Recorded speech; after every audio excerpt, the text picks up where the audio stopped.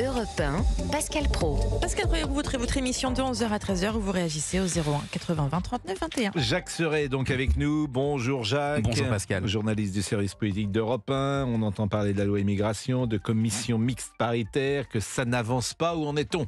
Ça avance, en tout cas ce matin. La commission mixte paritaire a repris ses travaux il y a une heure environ.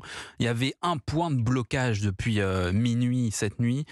C'était la question des APL. Il y avait eu une sorte de quiproquo entre la majorité présidentielle et les LR. Les LR pensaient que cette question des APL pour les étrangers était bien dans le texte. Finalement, ce n'était pas l'avis du gouvernement et de la majorité présidentielle. Finalement, il semble y avoir un point d'accord, en tout cas une base d'accord qui doit être discutée dans cette commission mixte paritaire.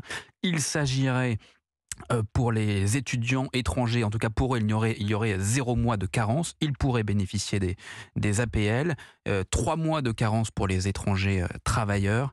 Et en revanche, il y aurait 5 ans de carence pour les inactifs étrangers. Pour résumer, il faudrait qu'ils soient 5 ans sur le territoire pour pouvoir bénéficier des APL. Et jusqu'ici, cette question des APL était une ligne rouge au sein de la majorité présidentielle. On rappelle que les APL sont une prestation sociale, voilà, et que l'idée des LR, c'est que tout le monde ne bénéficie pas immédiatement des prestations sociales, ce qui est plutôt cohérent d'ailleurs. Pourquoi sortir les APL des autres prestations sociales ? Voilà. Et que effectivement, les étrangers qui travaillent ont un délai de carence de combien de temps ? L'accord serait sur 3 mois pour les étrangers travailleurs. Ce qui, là encore, donc là, c'est plutôt les Républicains qui ont cédé dans ces cas-là, si je comprends bien. Ils ont cédé sur ce point, mais pour permettre à cette mesure de revenir dans le texte, parce que ce n'était plus le cas, en tout cas aux yeux de la majorité. Parce que 3 mois, c'est rien. 3 mois ou rien. 3 mois, c'est rien, mais ça permet d'intégrer les 5 ans de carence pour les étrangers inactifs.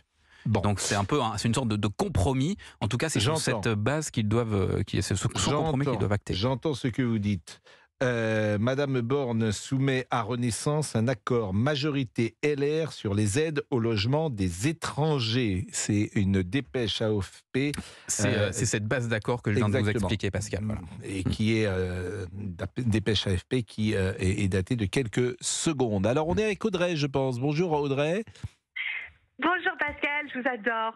C'est gentil Audrey, vous êtes gentil. C'est la deuxième fois que je vous ai en 2 semaines. Ah je suis content. Audrey, vous habitez Lyon ? C'est ça, exactement. Et je suis contente qu'on parle de ce sujet parce que ce sujet, il va fédérer tous les Français parce que si j'ai bien compris, il y a 80% des Français qui veulent revoir ce qui se passe au niveau migratoire, quoi. C'est-à-dire que c'est un sujet consensuel, l'immigration. Je vais le résumer très simplement. Je pense que les gens, évidemment, souhaitent 2 choses. Le contrôle des flux migratoires et l'expulsion des étrangers en situation irrégulière. Ça, c'est les 2 grandes tendances. Le contrôle des flux migratoires, pour ne pas dire un stop à l'immigration, d'ailleurs. C'est ce qu'ils veulent. Mais c'est vrai que depuis 30 ans, 40 ans, sur ce sujet, les Français ne sont pas écoutés. Et qu'on arrive aujourd'hui à une situation... Oui, et ni écouter. Et en plus, je crois que certains mouvements politiques jouent beaucoup sur le manque de nuances, à savoir, on veut restreindre ou mettre certaines conditions. Donc, nous sommes des fachos, donc on ne veut pas d'immigration. Or, effectivement, c'est quasi impossible qu'il n'y ait pas d'immigration. Maintenant, il faut aussi savoir se respecter en tant que, et pour une meilleure gestion. Et effectivement, c'est un concept qui est beau, là, les APL pour tous les étrangers généreux, humanistes et altruistes, et tout le monde voudrait ça. Mais poussé à son paroxysme, il devient délétère et contre-productif, puisque son propre peuple sur lequel reposent ses prestations pour les autres n'est plus en mesure de payer lui-même. Là, vous parliez de Noël juste à l'instant. Combien j'ai de personnes autour de moi qui me disent qu'elles sont ric-rac pour les fêtes, et quand on sait que ce poids pèse sur nous, donc c'est facile quand on voit les politiciens qui font des grandes phrases et qui nous disent que c'est humaniste, etc., mais c'est toujours les mêmes qui payons. Nous, on n'a pas les salaires des politiciens. Non, mais ce qui est intéressant dans ce que vous dites, c'est que lorsqu'on parle de droitisation, par exemple, du mouvement, en fait, c'est l'exact contraire. Quand on regarde ce qui se passait dans les années 80 ou 90, j'ai une phrase que j'ai citée ce matin à Dimitri Pavlenko et que je vais vous dire de nouveau. La France n'est pas un pays d'immigration et nous devons nous donner les moyens réglementaires et administratifs de gérer un quota zéro d'immigration. De gérer un quota zéro d'immigration. Qui dit cette phrase? Valéry Giscard d'Estaing. C'est un homme centriste de droite, président de la République entre 1974 et 1981. Et quand a-t-il dit ça? Il l'a dit à la Convention des États généraux de l'opposition sur l'immigration, le fameux rendez-vous de Villepinte, qu'on cite tout le temps, qui date du 31 mars 1990. Et pour une raison qu'il faudra expliquer assez longuement, la droite, influencée par l'espace médiatique, influencée sans doute par la gauche aussi et par le climat, ou en tout cas l'état d'esprit qui régnait à ce moment-là, a cédé sur ces sujets-là et elle est allée vers des solutions plus immigrationnistes. Et aujourd'hui, les gens ne veulent plus de ça et c'est vrai qu'il y a des conséquences sans doute qui sont extrêmement importantes, Audrey. Oui, alors tout à fait. Déjà, et ça fait 33 ans, la phrase de Giscard, elle a 33 mais ans. Alors justement, je me permets, parce que j'ai 30 ans, et nous, on voudrait parler de 2023. Là, quand on a vu le débat Mathilde Panot, Marion Maréchal, on nous parle des années, on s'en fout, on peut parler maintenant, nous, c'est notre quotidien, c'est nos enfants, c'est tout ça. Et quand, par exemple, effectivement, vous parliez d'un minimum de 3 mois pour les personnes qui travaillent, de 5 ans pour les personnes qui sont au chômage, je vais vous donner juste quelques chiffres qui viennent de l'INSEE et qui datent du 30 mars 2023. D'accord? Écoutez bien. Eh bien, vous allez nous les donner juste après la pause, parce qu'il est à 11h51. Une pause, nous revenons. 11h-13h, c'est Pascal Pro et vous réagissez en composant ce numéro de téléphone. Vous écoutez Europe 1. Pascal Pro au 01 80 20 39 21. Europe 1. Pascal Pro et vous. De 11h à 13h sur Europe 1, nous retrouvons Audrey qui réagit au 01 80 20 39 21. Exactement, Audrey, vous avez été interrompue. Vous étiez... Oui, mais je comprends, parce qu'on est sur Europe 1, n'est-ce pas? Vous nous écoutez sur Europe 1. Vous avez raison, parce que je ne l'ai pas assez dit depuis tout à l'heure. Et heureusement que vous suivez l'actualité, parce que nous sommes effectivement à 11h53 sur Europe 1. Ça y est, vous l'avez lancé. Exactement. Oui, en fait, oui, c'est vrai que je pense qu'il y a un ras-le-bol général, comme vous le disiez, on est tous fédérés à travers ce sujet qui est important parce que il y a eu non seulement plein d'actualités où on voit, je ne sais pas si vous avez vu la dame à Briançon avec qui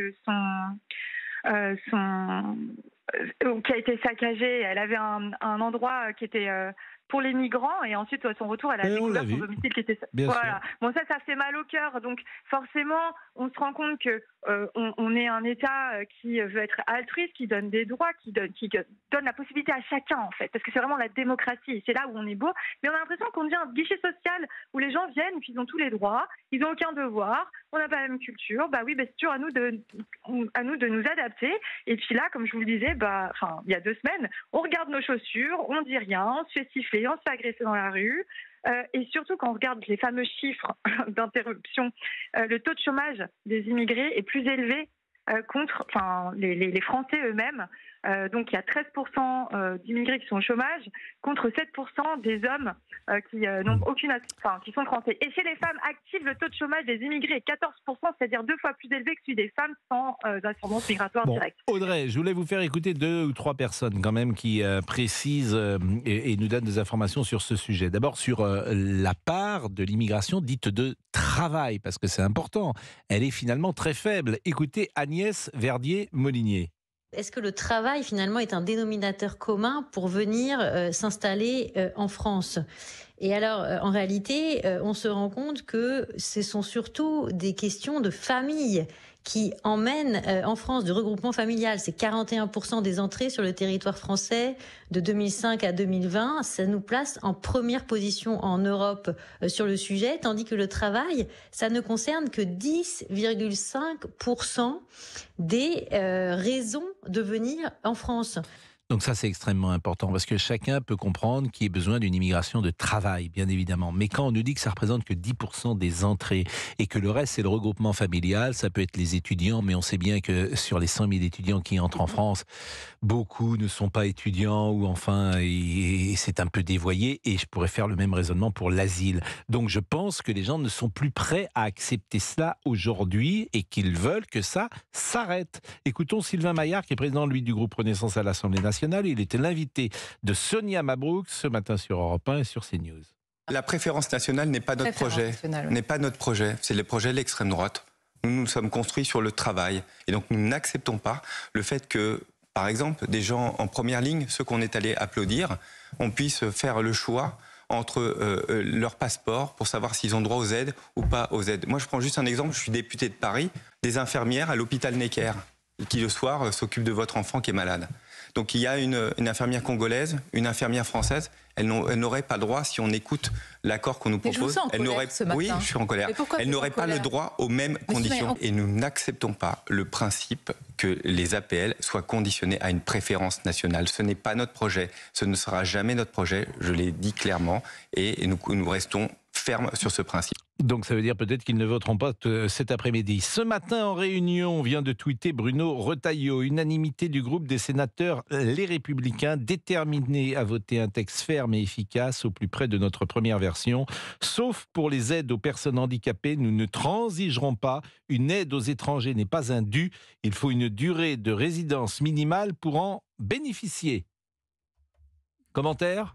Commentaire, en tout cas, quand on entend Sylvain Maillard, c'est pourtant bien ce qui va se passer, même s'ils ne l'acceptent pas, ce n'est pas leur souhait.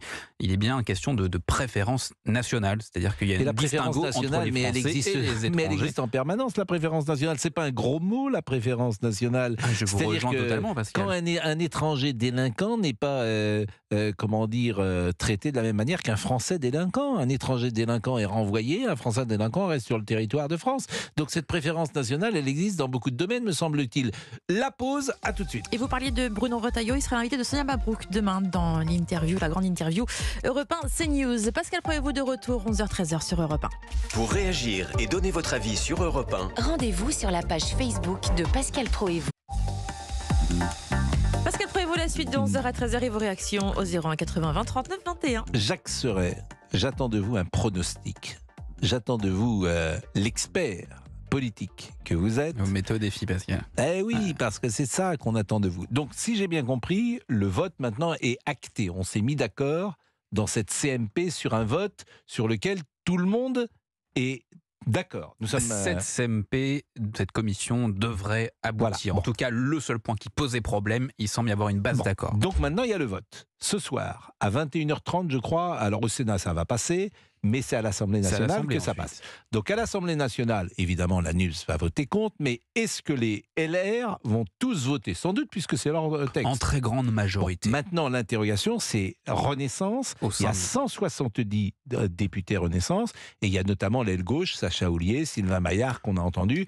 Qu'est-ce que vous en pensez ? Cette aile gauche au sein de Renaissance, c'est 15-20 députés pas plus que ça maximum. Cette aile gauche, non, pas plus que ça. Tout le monde en fait tout un monde de cette aile gauche.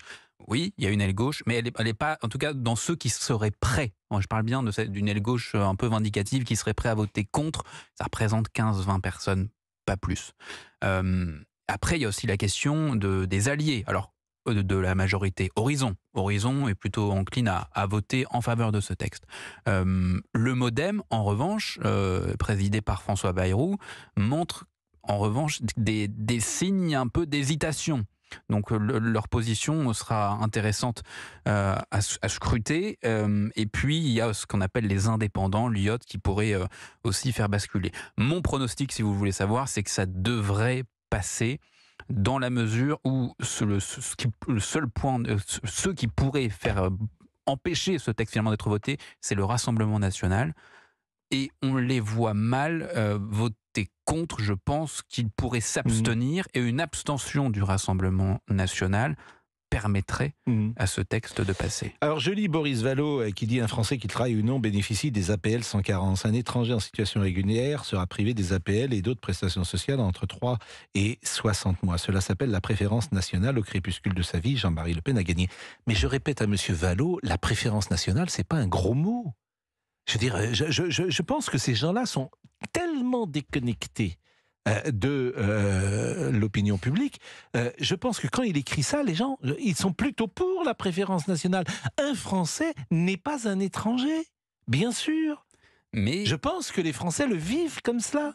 Oui, mais ce que dit Boris Vallaud, c'est partagé par un grand nombre de députés de Renaissance et de la majorité. Sauf que Boris Vallaud, aux dernières élections, il était avec Madame Hidalgo qui a fait moins de 2%, c'est bien ça? Oui, mais cette opinion est partagée par le camp Renaissance en très grande majorité. Et Sylvain Maillard l'expliquait encore ce matin sur notre antenne. Mais tous les sondages nous disent qu'on est à 70-80% de consensus. C'est pour ça qu'il faut aller sur un sujet référendaire sur l'immigration, puisque ça bloquera d'une certaine manière ces discussions. Moi, j'ai un avis, bien sûr, mais surtout, je souhaite que les Français soient écoutés. Donc, monsieur Vallaud, lorsqu'il dit ça, bah non, en fait, il représente que lui-même. Mais à chaque fois qu'il parle, monsieur Vallaud, il représente souvent que lui-même, ce qui explique peut-être pourquoi il fait 2% simplement. C'est à quelle heure? C'est 21h30 ce soir? 19h au Sénat et 21h30 à l'Assemblée, Pascal. Bon, bah écoutez... Si accord il y a, il peut toujours y avoir des rebondissements, vous savez, depuis hier, entre les suspensions de séances qui s'enchaînent, on n'est jamais à l'abri. Bon, on va faire... Vous m'inquiétez quand même, monsieur... Pourquoi? Bah là, je vous sens un peu... il est un peu faible. Là, je vous sens un peu éteint, là. Ah bon? Là, j'ai plus envie de blaguer parce que je sens que... Non pas que la mort rôde, j'irai pas jusque-là. mais la commencez la quête. mais je sens une petite faiblesse, donc je n'ai pas envie de jouer avec cette faiblesse. Oh, tout va bien. Tout va bien. Bah, on n'a même pas eu... Là, vous êtes assis. Ah oui. D'habitude, vous êtes debout. C'est vrai. Tel Herbert von Karajan devant son pupitre. Et parfois, vous égayez notre rencontre, notre rendez-vous avec un peu de musique. Ah oui, mais là, le sujet est un peu délicat pour vous mettre de la musique. Bon, bah écoutez... Mais ça va venir, vous inquiétez pas. Bon, qu'est-ce que nous faisons? Gérard Depardieu?